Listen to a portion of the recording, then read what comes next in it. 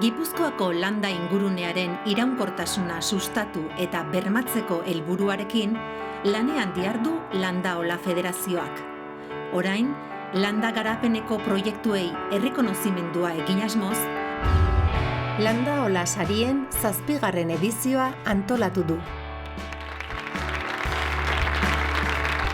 Aurten 7. urtea dugu, Gipuzkoako Landa Federazioak basariketa antolatzen dutela, eta osasun handiz daudela seinale basirako hotxa handi hau ere. Eguerdion guztioi ere, eta ongi etorriak esan bezala Usurbilgo areto honetara. 7. urtez jarraian, eta aurten ere Gipuzkoako landa eremuan sustatzen ari diren ekimen nabarmenenak ezagutuko ditugu eta baita saritu ere. Aurten 4 izango ditugu banatuko diren sariak. Erakunde publiko baten proiektuari saria, erakunde pribatu baten proiektuari saria, emakumeak landa eremuan sariak, eta urteetako ibilbideari ere eskainiko zaio beste sari bat. Gipuzkoako landa garapen elkarteko partaide diren 6 landa garapen elkarteek elkarrekin erabakitzen dituzte sari hauetara aurkeztuko diren hautagaiak eta baita sarituak beraiek ere. Zer argudio erabiltzen diren erabaki hauek hartzerako orduan? Kontatuko dizkizuet. Alde batetik, proiektuak eredugarri izateko dituen baldintzak kontutan hartzen dira.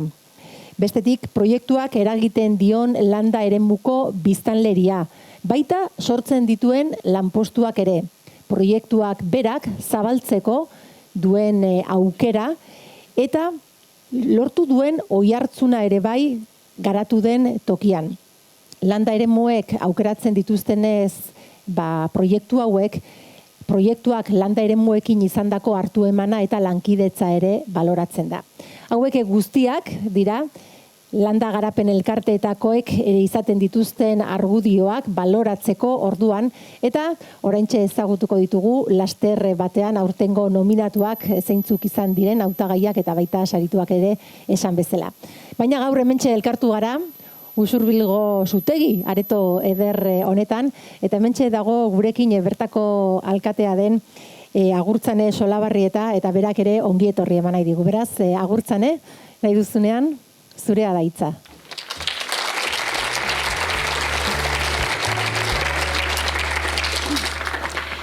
Eguerdi on danoi, eta zer baino lehen ongi etorriak Usurbilera. Guretzat plazerra da, ohorea da, Usurbil Landaola sarien topaleku izatea. Izarok aipatu duen bezala, aurtengoa 7. edizioa da, eta pozgarria da benetan zutegiko areto hau, lehen sektorearekin konprometitutako Gipuzkoako bazter ezberdinetatik etorritako pertsonez, ekintzailez beteta ikustea. Eta begi honez hartzen zaituztegu ekitaldi eta seguru ere lagun arte honetara etorri zareten guztioi.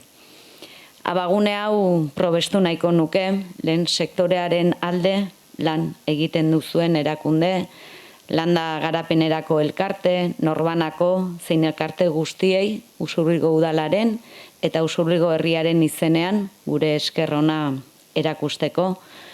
Gipuzkoa eta Euskal Herri jasangarriago eta bizigarriago bat eraikitzeko bidean ezinbesteko zaretelako. Inoiz baino gehiago lehen sektoreak eta landa eremuak zuen beharra du. Egunotan lehen sektoreko langileen mobilizazioak non nahi ikusten ari gara. Lehen sektorea mobilizazio historikoak egiten ari da, baina aldarrikapenak tamalez ez dira berriak. Aldarrikapenak ere historikoak dira. Eta historikoak dira, historikoki ez dutelako seguru behar bezalako erantzunik izan. Eta horrek agerian uzten du nekazaritza politikan sakoneko aldaketak egiteko beharra eta akordio zabalen beharra. Lehen sektorearen gainbera eten eta irtenbide iraunkorrak proposatzeko. Ezinbestekoa da nekazaritza iraunkorra eredua oinarri hartuta, elikadura sistema osoa kontuan hartuko duen politika integral publikoak eraikitzea. Elikagaien jatorria eta kalitatea ziurtatzeko, ekoizpenaren dibertsifikazioa sustatzeko multinazionalekiko autonomian, ekoizle zein kontsumitzaileentzat prezio duinak ezartzeko, erreleboa bermatu eta belaunaldi berriak lanbidera atxikitzeko, lanbaldintzak eta pentsioak hobetzeko, eta bar luze bat. Azken batean, elikadura burujabetzan urrats sendoak egiteko. Eta gaur hemen saritu diren proiektuak, proposatu diren proiektuak, akuilu dira bide horretan, eta zentzu horretan berriro ere mila esker eta bejon deizuela. Herri bat zer den irudikatzen dugunean, bertako balioak identifikatzen ditugu, eta usurbil zer den galdetzen digutenean, herri euskalduna dela esaten dugu, herri bizia sozialki eta kultura arloan, ingurumena eta bere paisaia zaintzen duena, izan handatzan mendia, herri berak edo baserria kasu, herri konprometitua, gizarte justuago eta zoriontsuago baten lanean aritzeko prest dagoen herria. Hori da usurbil gure imaginario kolektiboan. Horregatik nik ezin dut ulertu gure herria lehen sektorerik eta baserririk gabe. Jabetzen naiz ez dituela unerik gozoenak bizi, horregatik esfortzuak biderkatu beharrean gaude. Etorkizuna duen lehen sektore bizia edukitzeko. Handatzako mendia, herriberako lurrak, Usurbilgo baserriak eta nekazaritza lurrak zalantzari gabe Usurbilgo etorkizunaren parte dira. Horregatik beharrezkoak ditugu oinarrizko azpiegiturak.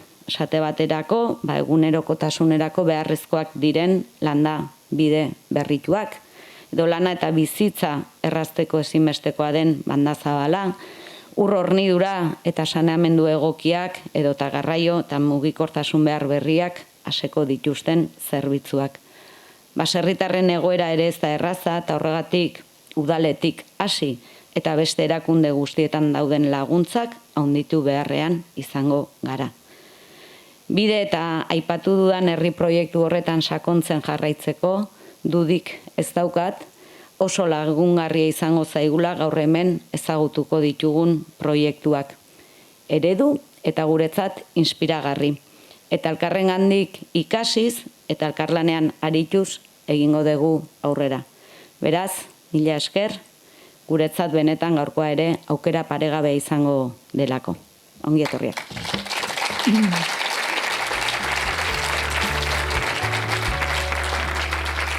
Mila esker, Esturi Salaberrita Anderea, horrelako ongi etorria emateagatik.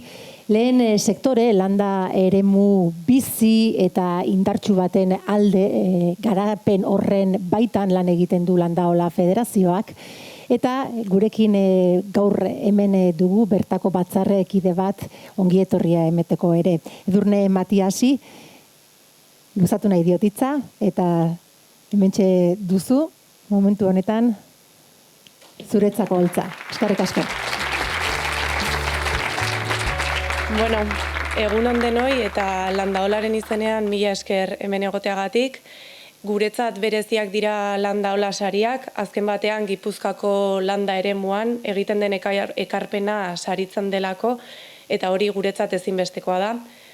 Hortaz, jarraian aipatuko dira izen abizenak eta mila esker eta zorionak aldez aurretik saritu guztiei.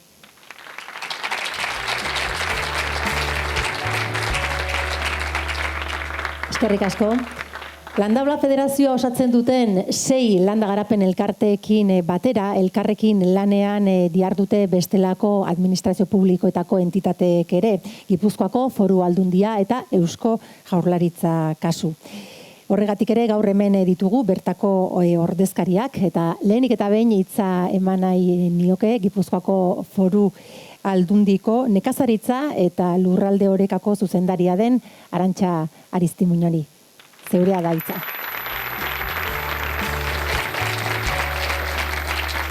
Kaixo egunon, ez da zer ikusten. Oholtza igotzen aizen 3. emakumea, 4. atzetik etorriko da, saridunetan ikusiko dugu ez. Bueno, azteko eskerrik asko, Gipuzkoako Foru Aldundia gaurko ekitaldi hontara gonbidatzeagatik. Badakizue gurekin elkarlanen edo eguneroko hontan zabiltzatenak behintzat Foru Aldundien departamentu berri bat daukeula, lurralde oreka berdea deitzen dana, guretzako albiste oso bat izan zen, eta nik uste Gipuzkoko landa eremuntzako ere baietz ez. Departamentun izenak beak asko esaten du, lurralderi erreferentzia egiten dio, lurralde orekatu bati erreferentzia egiten dio, eta gaina lurralde hau nolakoa nahiko genduken izatea, berdea ez, hau da baserritarrak, eta lehenengo sektorea bizirik euko dun lurralde bat ez.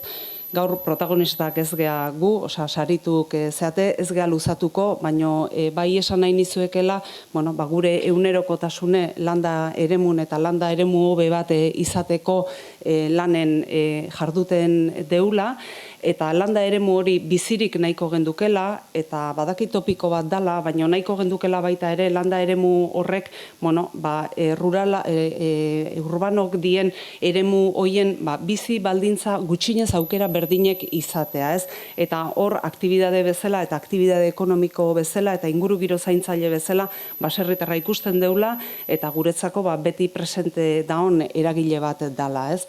Orduan, jardun hortan landa garapen elkartekin bidelagun izaten gea, aurreare hala izaten jarraitzea nahiko genduke, eta gaur hemen sarituko dien pertsona horiek nolabaitea adierazten dute, landa eremu hortan bizie badaola, ez? Eta beste topiko bat da, halako sariketak balio izaten digutela, bistaratzen ez da, edo gizarten igual ikusgarritasun gehiegi ez dauken ekimen horiek eta erakusteko, eta nik landaola animatuko nuke jarraitzeko alegin hontan, ez? Garrantzitsu edalako albistegitan edo egunkaritan edo landa eremuko aktibidade horiek ikustaraztea, ez? Eta horien atzen pertsona daudela, histori pertsonalak daudela, eta zorionak irabazi dezuena, edo ezakite jakingo ditugu saridunek zeintzu zeaten, baina zorionak baita ere aurkeztu zeaten guziri, ez? Zezuet danon atzetik badaude ideak, proiektuk, nahiek, desiok, ilusiok, ez? Eta nik uste hori behare saritu egin behar dela eta ikustarazi egin behar dela. Eta esan bukatzeko, badakizue, batzutan asmatzen dugu, beste batzutan ez, baina Foru Aldundi bezala hor gaudela, gertu egoten saiatzen gehala, eta aurreare ala nahiko gendukela. Venga, eskerrik asko.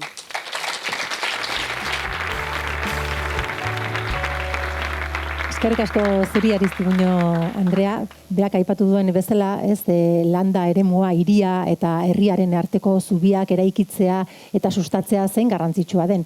Landa eremu berdea dugu, ederra dugu Gipuzkoan, eta landa eremua itsasertzeraino ere iristen zaigu.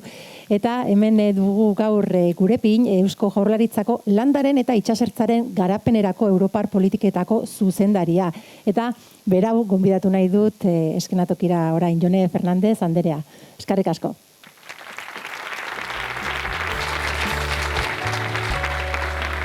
Egunon guztioi eta ongi etorriak Landaola sarien ekitaldi honetara.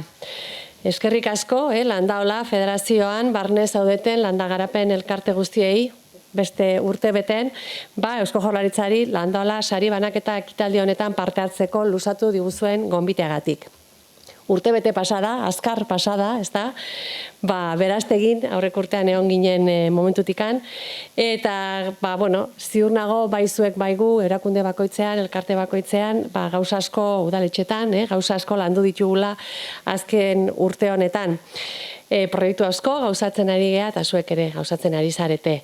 Landagarapena oso politika transversala da, lehen alkatesak ere aipatu ditu, zenbat gai jorratu behar ditugun landaremuak bizirik egoteko. Bai baserritarren bizitza kalitatea hobetzeko, baita landaremuetako beste biztanleei azpiegitura, zerbitzu duinak eskaintzeko, enpresak sortu eta daudenak egonkortzen laguntzeko, eta baita ere ekintzaileei behar duten aholkularitza eta babesa emateko. Hauek dira beste gauza eta proiektu askoren artean bultzatzen saiatzen keren proiektuak eta lantzen ditugun kontenido batzuk, ez?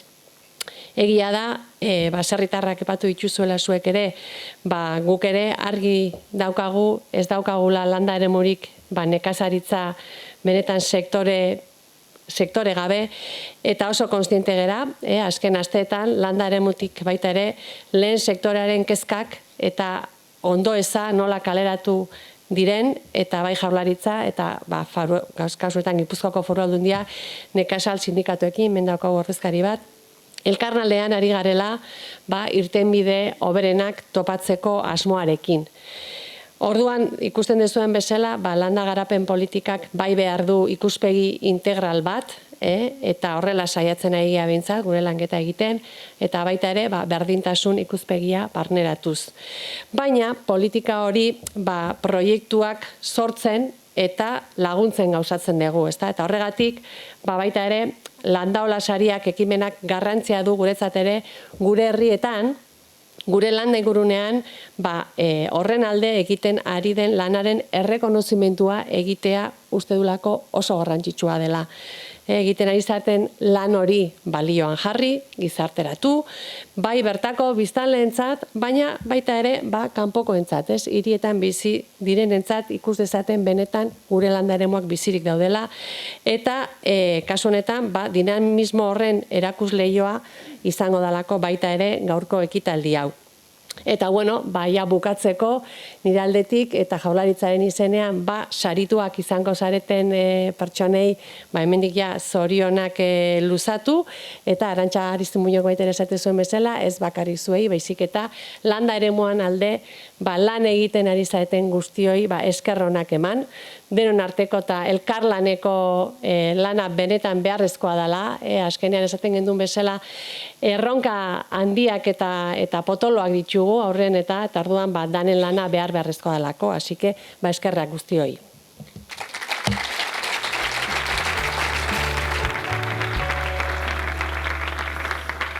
Mila esker bada eta orain dagoeneko landa eremuko sari hauen muinari ekingo diogu. Lehen aipatu bezala, Landaola sarietarako Landaola osatzen duten 6 landa garapen agentziek beren hautagaiak aukeratzen dituzte lehendabizi, adostutako irizpideak kontutan hartuta eta proiektu saridunak zeintzuk izango diren erabaki dute bigarren fase batean. Hala eta erakunde pribatuei dagokionean ezagutuko ditugu orain aurten 7. edizio honetan hautatuak izan diren proiektuak. Hementxe bada. Erakunde pribatuaren arloan, hauek dira Landaola sarirako hautagaiak. BMendi elkartearen eskutik, bertatik.eus. Zabalduz kooperatibaren eta Fedepatxaren arteko lankidetza proiektua da Bertatik. Bi enpresen esperientzia eta ezagutza uztartu ditu sasoiko eta tokiko elikagai osasungarrietan oinarritutako egitasmo gastronomiko bat sortzeko. Gipuzkoako etxe, enpresa eta jantokietan bertako elikagaien kontsumoa bultzatzea du helburu. Tokiko elikagai eta ekoizleekin elkarlanean, eskualdean elikadura sistema jasangarri eta burujabea lortzeko. Gainera, gizarte bazterketa egoeran dauden pertsonen gizarteratzea eta laneratzea sustatu xede du proiektuak.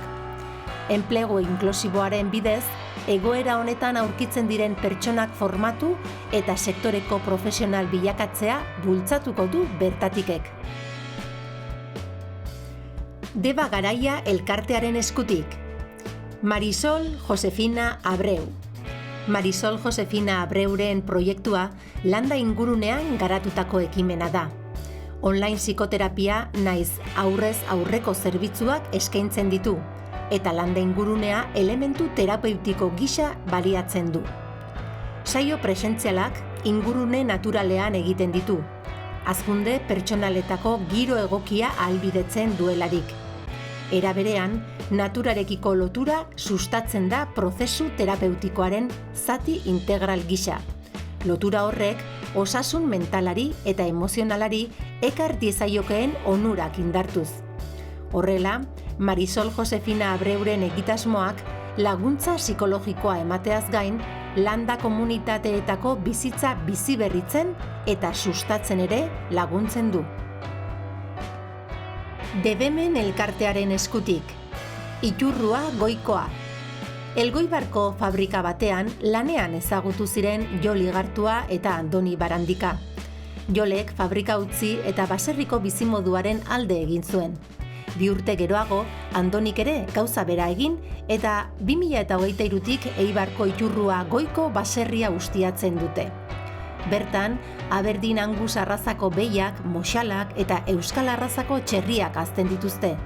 Euskal orografia menditsuetara egokitutako ingurunean. Aberdeen Angus arrazako txekorrak gizendu eta haragi pakete salmenta egiten dute, eta euskal arrazako txerrikumeak eta moxalak bizitzarako saltzen dituzte. Ekoizpen ekologikoa, jasangarritasuna eta kalitatea duten hortasun Jolek eta Andonik. Goimen elkartearen eskutik, Makatza baserria, Agurtzane Gabiria Argarate. Familia ondareari segida eman nahian, Agurtzanek eta Aitorrek gurasoek urteetan baserrian egindako lanari jarraipena eman diote Legazpiko Makatza baserrian. Duela 7 urte, Aitorrek industrian zuen lana uztea erabaki zuen baserriaren aldeko apostua egiteko. 2023an Agurtzanek bere urratsak jarraitu zituen. Lana utzi, Gomiztegiko Artzain Eskolan graduatu eta baserrira itzuli zen. Jasangarritasun printzipioak gidatuta eta zuzeneko salmentan eta kalitatezko produktuen ekoizpenean oinarrituta, familiako nekazaritza praktikatzen dute. Euren Idiazabal jatorri izendapena duen artzain gazta, Ogia, Magdalenak edo Errezil Sagararen gozoa dira horren isla. Tolomendi elkartearen eskutik, Logica Line. Logica Line 20 urteko esperientziarekin erreferente bilakatu da contact center eta bezeroen arretarako zerbitzuetan eskaintzen duen bikaintasunagatik ez ezik, inguruan duen eragin positiboagatik ere. Aralarko Parke Naturalean, Txindokiren magalean kokatuta, 24 orduko contact center plataformak eskaintzen dizkie industria, e-commerce eta zerbitzuetako sektoreetako enpresei. Abaltzizketako herri lasaian, 100 langilek baino gehiago osatzen dute Logica Line familia, eskualdeko garapen ekonomiko eta soziala bultzatuz. Logica Line enpresa dinamikoa da, eta bere langileen garapen profesionala sustatzen saiatzen da, jarrera, gardentasuna, balio aniztasuna eta talde lana bezalako balioetan oinarrituta. Urkome elkartearen eskutik, Bio-K, Sagar Zirkle. Sagar Zirkle, lurra eta ingurunea zainduko dituen eta sagarrak ematen duen guztia aprobetxatuko duen proiektu jasangarri bat sortzeko kezkarekin sortu da. Kilometro zero eta hurbiltasunaren filosofia ardatz hartuta, artisauki ekoizten dute errezilgo instalakuntzetan. Produktu guztiak, sagardoa, ozpina eta txukruta, ingurumenarekiko konpromezuaren baitan ekoizten dituzte, eta zigilu ekologikoa dute. Edizio mugatuak dituzte, ekoizpenak lehengaien ekoizpen ahalmenera mugatzen dira. Behin produktua osatua dituztenean, beira eta kartoizko kutxa birziklagarrietan ontziratzen dituzte. Eta honen bestez ezagututa aurten aurkeztu diren proiektu guztiak sariduna irabaztek ezagutzeko unea da. Erakunde pribatuen arloan irabazlea Makatza baserria. Saria banatzen Edurne Matias, Landaola Federazioko batzarkidea, eta saria jasotzen Agurtzane Gabiria. Hau ez? Hau bai.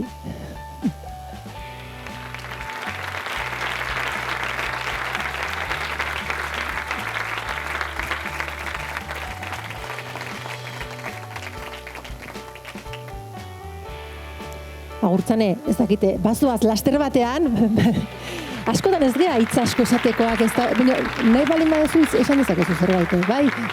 Bai, mentxe, venga.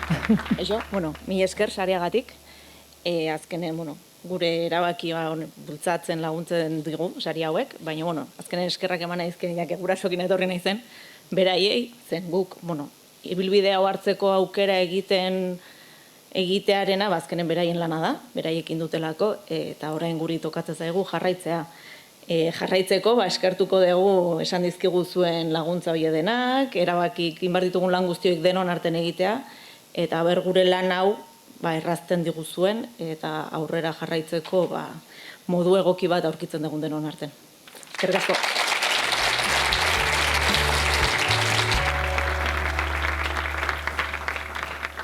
Zein ederra den, ez, belaunaldi dijon lan hori ez ikustea eta aintzat hartzea. Zorionak guztioi ere bihotzez. Ezagutu dugu lehenengo saria eta orain bigarrena ezagutzeko gunea da.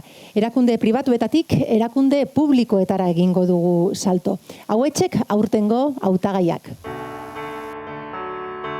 Erakunde publikoaren arloan hauek dira Landaola sarirako hautagaiak. Behemendi elkartearen eskutik Usurbilgo udala. Landa ingurunea ahaldunduz proiektuaren bitartez, Usurbilgo udalaren helburu nagusia, udalerrian lehen sektoreko jarduerak bultzatzea eta babestea da. Baita, landa ingurunearen erabilera egokia sustatzea ere.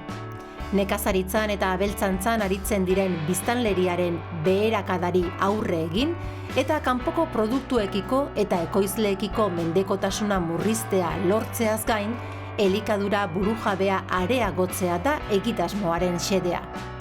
Horretarako, Usurbilgo udalak hainbat bitarteko ezarri ditu, hala nola sektorea bultzatzeko proiektuen finantzaketa edota udaltasen obariak onartzea. Deba Garaia elkartearen eskutik Bergarako udala. Osirondo azokan elikaenea sortzea. Bergara erdigunean dagoen Osirondo azoka biziberritzea du helburu egitasmo honek. Azokaren beheko solairuan, ohiko postuen alboan eremu zabal bat hartuko du. Bertan, besteak beste, sukalde komunitario bat eta denda bat egongo dira herriko eta inguruneko ekoizleen produktuak erosi ahal izateko. Elikadura burujabetza eta bertako produktuak oinarri hartuta, azoka garaikidearen kontzeptuari heldu dio elikaeneak. Baserriaren produktuak lehen lerroan eskuragarri jarriz, ordutegi malguaz, kalitatezko eta konfiantzazko jakiak eskura ipiniz, sentsibilizazio jarduerak antolatuz, zein jantokien horniketa aukerak landuz. Goimen elkartearen eskutik, Zaldibiko udala, Kiskurgune jatetxea. Tokiko produktuak sustatu eta landa sektorea duindu asmoz, Zaldibiko ola eta auzoan dagoen Kiskurgune denda taberna eraberritu eta jatetxe bihurtu da egitasmo honi esker. Jatorrizko produktuari, bertakoari, izaera eta garrantzia emateko helburua du proiektuak, sektorearen lana eta ekoizpena balioan jarriz. Aralar Parke Naturalean kokatuta, natura, nekazaritza eta gastronomia uztartu eta goierriren nortasuna nabarmentzearekin batera, baserritarraren irudia sustatzen du Kiskurgunek, ondo egindako lanaren erakusgarri. Tolomendi elkartearen eskutik, Alkizako udala, Fagus Alkiza herri garapenerako proiektua. Fagus Alkiza interpretazio zentroa Ernio Gazumeren erakusleio izateaz gain, herritarren, baserritarren, naturazaleen, artisten eta mendizaleen hausnarketarako eta topaketarako gunea ere bada. Urtean zehar, zentroak hainbat jarduera antolatzen ditu, hala nola hitzaldiak, mendi irteerak eta tailerrak. Natura, gizakia eta kultura ardatz dituela, zentroaren helburu da biodibertsitatea kontserbatzea eta garapen iraukorra sustatzea. Baserritarrek ingurunea babesteko duten garrantzia azpimarratuz. Gainera, alkizarrek beren historian zehar ingurunearekin izandako harremana ezagutarazi nahi da, eta horretarako bildutako kultur ondasunak ikusgai egongo dira. Urkome elkartearen eskutik, Beizamako udala. Beizamako udalaren proiektuaren helburua herriko biztanleen eguneroko beharrak aseko dituen saltoki txiki bat irekitzea da, herrian dagoen taberna bakarrean.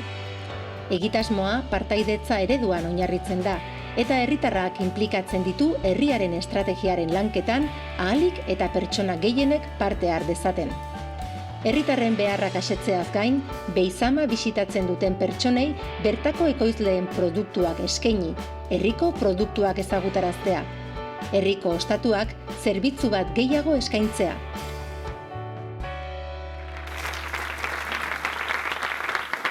Hauek guztiak aurtengo hautagaiak eta erakunde publikoen arloan irabazlea da Bergarako udala elikaenea gunearen sorkuntzagatik.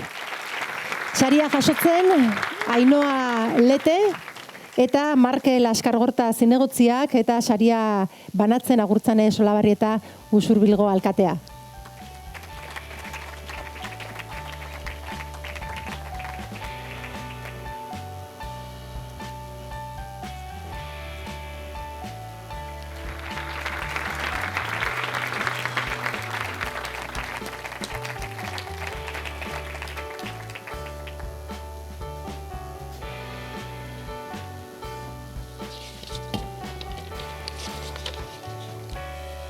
Niri zerbait prestauta ekartzeko eskatu zosten bada espada eta lanak etorri naiz. Landolako kideok, Usurbileko alkate, Eusko Jaurlaritzako eta Foru Aldundiko ordezkari, eta gainontzeko bertaratu zaten kide danoi, egun ondanoi. Emozio eta eskerroneko momentua da guretzat, Osirondo azoka biziberritzeko proiektuak eta horretarako muina izango dan Elikenea proiektuak sari hau jasotziak ilusio berezia emoten dozku. Mila esker epaimaixari proiektu honen balixua eta garrantziaren aitortza honegatik. Sari honek indarberritxu ingo gaitxu eta pizgarri izango da aurrerantzian talde guztiantzat azokaren eta lehenengo sektoriaren baldintzak hobetzen jarraitzeko, lanian jarraitzeko. Gure proiektu guzti hau 2021an azoken inguruan izan hausnarketa partekatuan hasi izan eta sasoiaretan paraleloki Bergaran elikadura mahai bat sortu zen.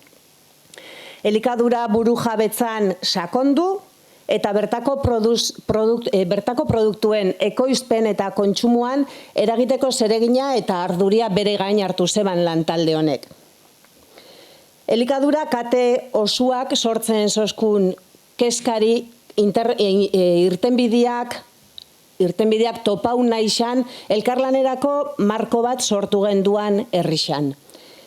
Eta norabide honetan, oinarri publiko komunitarizua, lanketa publiko komunitarizua oinarri hartuta, arrezkero azoka biziberritzeko proiektu hau lantzen aritzu da lantalde hau. Osirondo azoka salmentarako gune bat izatiaz aratago nahi dugu joan, bertako produktua eta lehenengo sektoria erdigunean jarriko ditzun topagune bat bihurtzia da Elikenea proiektuaren helburu bat. Elikadura oinarri hartuta, sensibilizazio, formazio espazio bat sortu, koordinazioa bertatik eraman da, Elikenea izango da proiektu honen muina. Herrixan, Osirondo azoka referentziazko gune bat izatia nahi dugu. Horretarako herriko elkarte, eragile eta herritxarrekin elkarlana bultzatuko da. Bultzatu dugu prozesu guzti honetan eta hala izaten jarraitzuko dau, eta horren atzean lantalde bat egongo da. Herri proiektu moduan ulertzen dugu Osirondoko azoka eta Elikanearen proiektua, eta proiektu hau ezingo ginuka aurrera eraman gure albuan egondan eta egongo dan lantalde barik. Bergarako elikadura maixak heldu zotzan azoka biziberritzeko arduriari, eta bertan egon dien eragile eta elkarte eta pertsonak eindaben dedikazioa emondotzen maitxasuna esango nuke, konpromisua eta euren sormena balixuan jarri nahiko nituzke momentu honetan.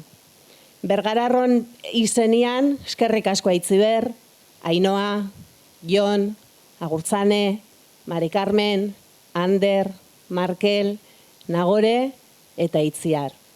Eta gure albuan ibilbide honetan bide lagun izan ditugun herritxar eta lagunei be. Sari hau ez da bakarrik gure aleginaren aitortza bat, baitza gure misioarekiko berrizte bat.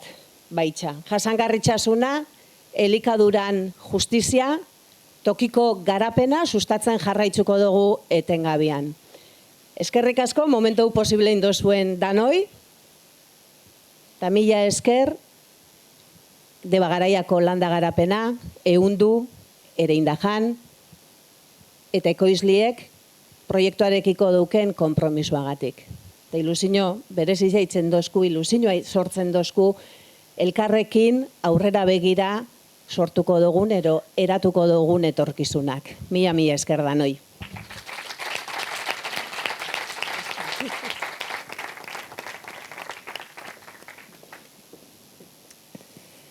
Zorionak eta eskerrik asko zuei ere egiten duzuen lan horrengatik.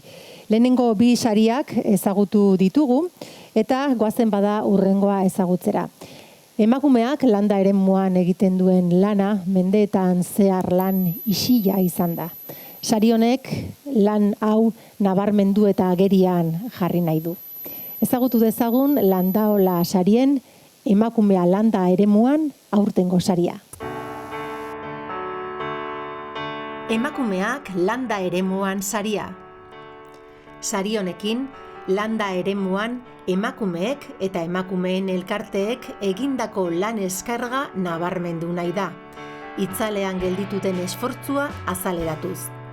Honela, Landaola sarien 7. edizio honetako irabazlea da Hitzez elkartea. Hitzez elkarteak funtsezko garrantzia izan du landa eremuko emakumeen ongizatean eta autonomian. 2007an Gipuzkoako Urola Kostako 5 emakume baserritarrek sortua, elkartea aintzindari izan da emakume horiek beren bizipenak eta kezkak adierazteko eta beren osasuna eta garapen pertsonala sustatzeko espazioak eskaintzen. Emakume baserritarraren arteko elkarrekintza sustatzea, gizarte eta familia errealitateari buruzko gogoeta egitea, eta landa eremuetan oreka biopsikosozialeko eta generoko gaietan kontzientziatzea izan ditu zutabe urte hauek guztietan hitzezek. Hitzez elkartearen izenean saria jasotzeko Ana Eizagirre dugu gurekin eta saria, ez da Ana Eizagirre, ez? Zein etorriko da ba? Beste 3, venga ba, etorri, io gora. Ez dakizkit zuen izenak, baina oraintxe ezagutuko zaituztegu. Eta saria emateko Jone Fernandez egon nahi dute ona. Hitzez elkarteko kidea, gerturatu zaitezte, izenak esan dizkiazue besedez. Elkartearen izenean zaudete, baina Asun, Arantxa eta Lourdes. Bueno, zorionak hiruoi, saria oraintxe emango dizuegu.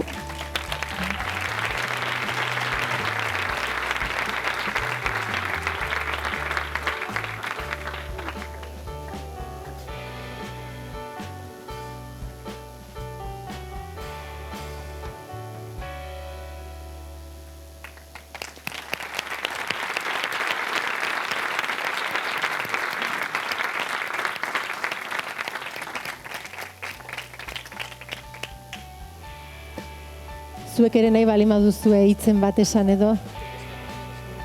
Ez? Eskerrik asko.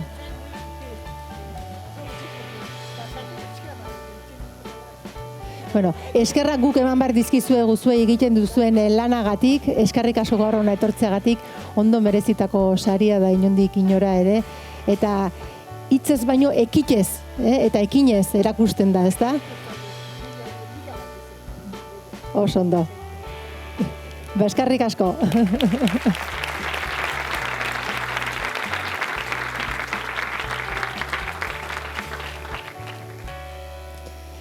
Gaurkoan bada, emakume andan ikusten ari gara bai sariak ematen eta bai sariak jasotzen. Poztekoa da, benetan, ez da eta sarri edo maiz ikusten horrelakorik. Jarrai dezagun bada eta iritsi gara gaurko azkeneko sarira. Esker honeko saria da azkenekoa. Urteetan zehar, Gipuzkoako lurraldean, landa eremuan eta honen kulturalen alde garapena sustatzen lagundu duen pertsona edo entitateari eskaintzen zaiona.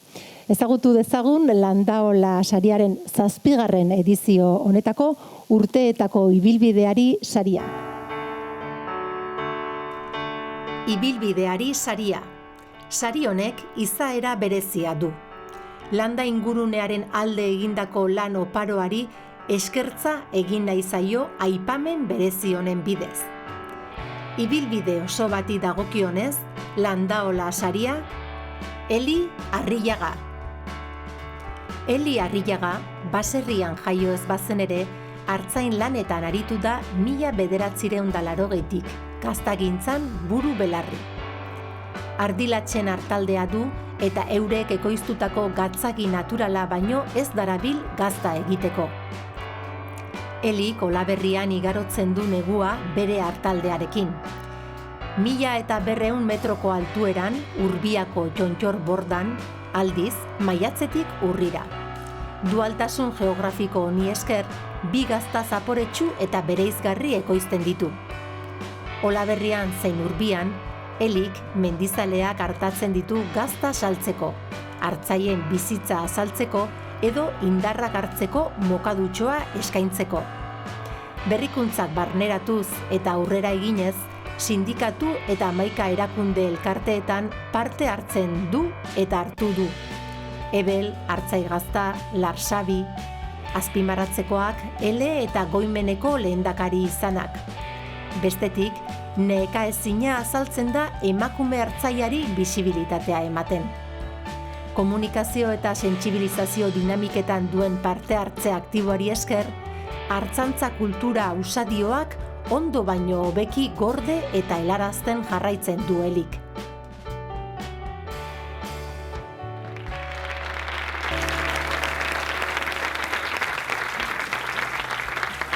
Urteetako ibilbideari saria Eli Arrillagarentzat, saria emateko Arantxa Aristimuñori gonbidatu nahi dut.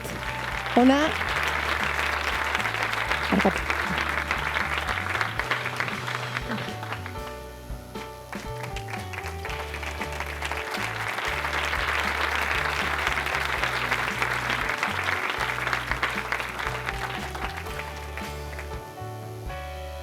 Bueno, egun ondan hori, ez dakit urdurik igual jarriko naiz, baina pixkat, nire bilbidea pixkat aipatuz, aurrenekoa eskerrik asko, nire izena jarri dizutenak aukerako eta aukeratu dezuetenak.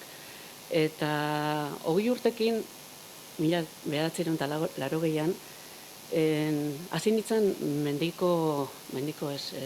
baserriko mundua ezagutzen, eta bereziki hartzantza. 85ean, alargundu nintzen, 25 urtekin, eta bi aukera nituen. Edo kalera itzuli, edo jarraitu hasi nun bidea ora. Gaztea, ameslaria, indarra, eta pentsatu nun aukera hori ezin nola galdu, eta saiatu bintzaten behar nola bide hortaz jarraitzen. Urte batzuetan egon nintzen, nire alaba txikiakin nire hartaldekin, eta gero berriz eskondu nintzen. 85-tik, 86-tik, 90-marreko urte horietan, zuerte handia izan nun hartzantza eratu intzala. Erakundek sortu zian, elkartek, denominazioa, eta movimentu bat sortu zen pixkat hartzantza profesionalizatzeko. Eta movimentu guzti hortan parte hartu non. Horrek oso aberatza izan zen ditzako, eta asko hobeto ezagutu nun hartzantza mundua. Geroztik, jarraitu dut, bidea oztopoz betetakoa izan da, arantzaz betetakoa izan da, baina beti izaten da argiune bat eta jarraitzeko gogo bat. Eta nik usten dut gaur egun, aipatzen dugun nekazaritzan egoera, errelebo falta beharrezkoa da. Baina errelebo falta hortan, nik usten dut gizarte konturatu behar dula, landa eremuko jarduerak lehentasuna dutela. Eta gerozta oztopo gehiago topatzen ditugu gure eremutan, gure landa eremutan, gure jarduerak egiteko. Eta ez daukagu Europara jun beharrik edo Eusko Jaurlaritza jun beharrik aurrenan ikusten dut herritan, gure udaletxetan, gure ingurutan, onarpen bat jaso behar deula. Onarpen bat eta babes bat. Eta oraine badaude gazte batzuk, ameslari indartzuk, beharrezkoak nekazaritzan, eta hoiei bultzada bat emateko, danon arteko laguntza behar du. Mila esker eta aitortzeagatik nek indako ibilbidea eta nik eta beste askok inditen ibilbidea eta nahiko nuke amesten dut jarraipena izango dula. Eskerrik asko.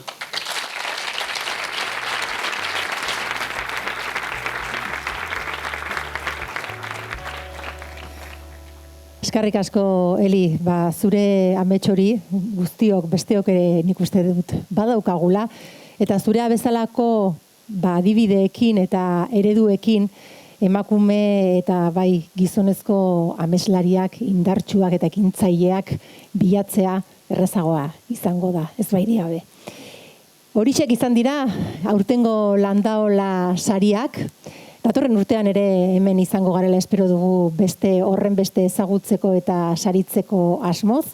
Orain hemen kanpoan gaurko honetan giro paregabea zoragarria dugu eta mokadutxo bat hartzeko aukera izango dugu eta elkarrekin tarte bat igarotzeko aukera. Horren aurretik baina familia argazkiak ateratzeko aprobetxatu nahi dugu hemen eta esandakoa. Eskerrik asko guztioi, zorionak, bihotzez, zein garrantzitsua dan egiten duzuen lana, eta Elik ongi aipatu duen bezala, zein garrantzitsua dan babesa ematea ekintzaileak eta ameslariak diren hoiei. Beharrezkoak bai ditugu eta etorkizunean horrelako lurralde berde orekatu eta ederrean bizitzea nahi baldin badugu. Mila esker eta datorren urtera arte.